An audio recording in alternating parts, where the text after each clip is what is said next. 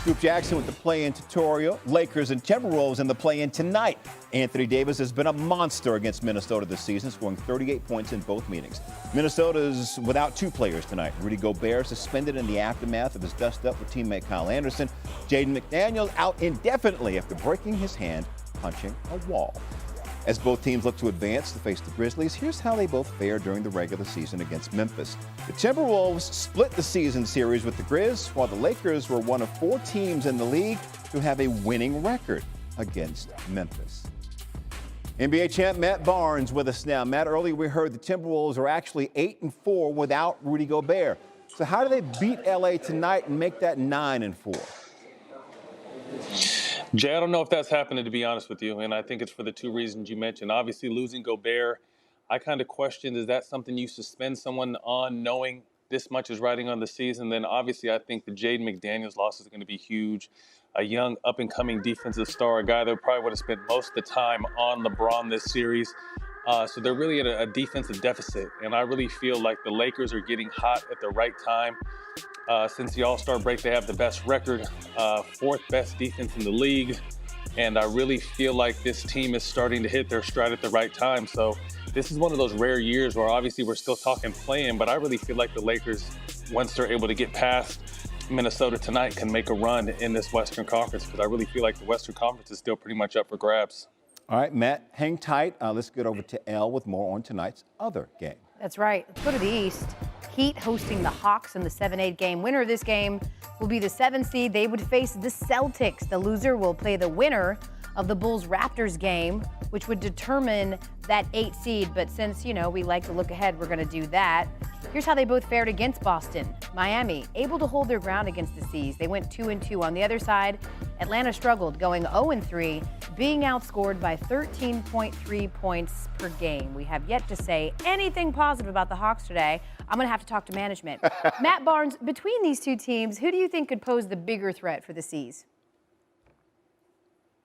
To be honest with you, I'm not sure if either of these teams will, and I say that with all due respect. I just think there's too much outside noise going on in Atlanta right now. You're hearing all this stuff about, their star player could possibly be traded, and they're watching his every move. And then on the flip side, I just think Miami has kind of hit a ceiling with this group of guys, and although they're formidable to make the playoffs, I really don't feel like there'll be too much for Boston to handle. So I'm looking for Miami to come out of this game tonight, but I'm looking for the Celtics to dismantle whoever they face. Ooh, not dismantle, Matt Barnes. So I'm still waiting on that positivity for the Hawks. Big word. Yeah. You may be waiting for a while. I know, Matt. Listen, I know. Listen, I've been a long-suffering Hawks fan. Let's say the Heat do win, though. It set up an Eastern Conference Finals rematch where Butler carried the Heat in those 17 postseason games just a year ago. Matt Barnes giving us the good word about the NBA play-ins, which, by the way, we've got tomorrow nights, remember. That's on ESPN and the app, 7 Eastern. Wolves, these 2 faced off 3 times in the regular season, with Minnesota taking 2 of 3. The Lakers did, though, take the only meeting in which both LeBron and AD played. That's important. As for recent play, there's no team in the West that's hotter than LA. They've gone 16-7 since the All-Star break, the best record in the West over that span. On the other side, drama. Minnesota will be without Rudy Gobert tonight as he serves his 1-game suspension for this right here. Punching teammate Kyle Anderson. Yep. T-Wolves went 8-4, you'll need to know, without Gobert during the regular season. Here's Anderson earlier today. It's new on SportsCenter. We grown men, we able to put it behind us, and we both want to win, and we spoke about it that night, and just seeing how everything's playing out is kind of lame, honestly. Like, we're teammates at the end of the day. I don't want it to be like a Kyle versus Rudy thing. That's never the case. I always got my teammates back, and, we moved on. Rudy and Kyle have never had a bad relationship, never had bad blood. I'm not worried about that. Like, I never was, just trying to figure out how we continue to move forward and stay together in a situation that, a lot of people want us to splinter and trying to find ways to make us splinter. And for us to hold it together, for us to win that game in general was amazing, just to say the least. There you go, heat of the moment type of thing. NBA reporter Dave McMenamin joining us live from inside Crypto.com Arena to get ready for tonight's game. Dave, what's the Lakers' biggest concern playing the T-Wolves?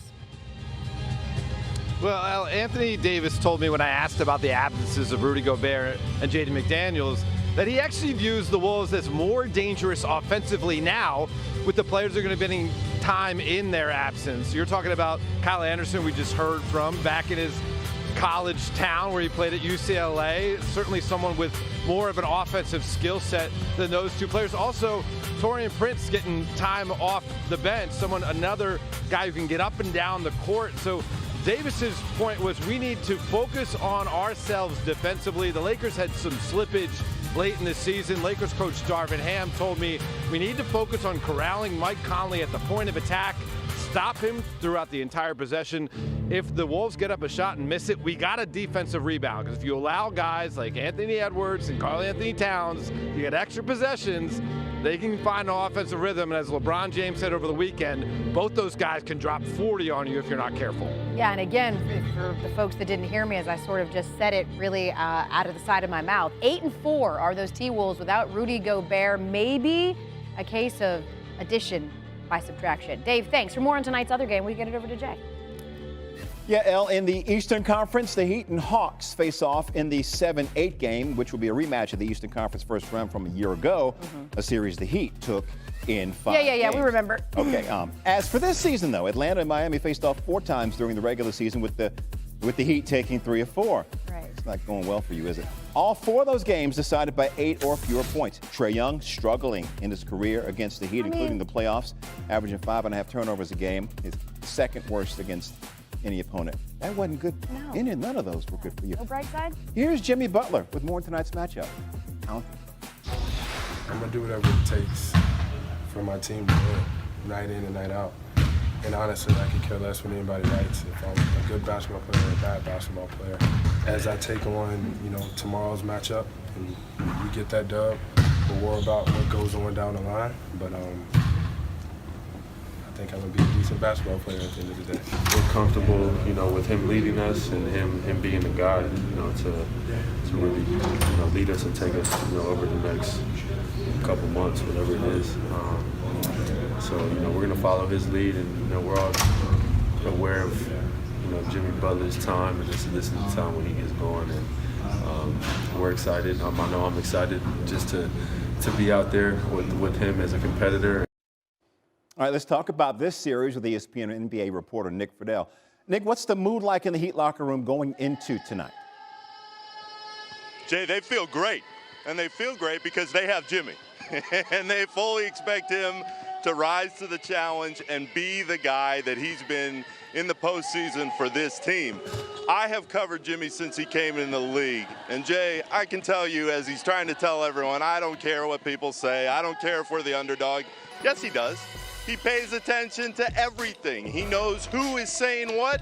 He knows the people that don't believe that he can carry this team all the way through the East again. And he is ready for the challenge.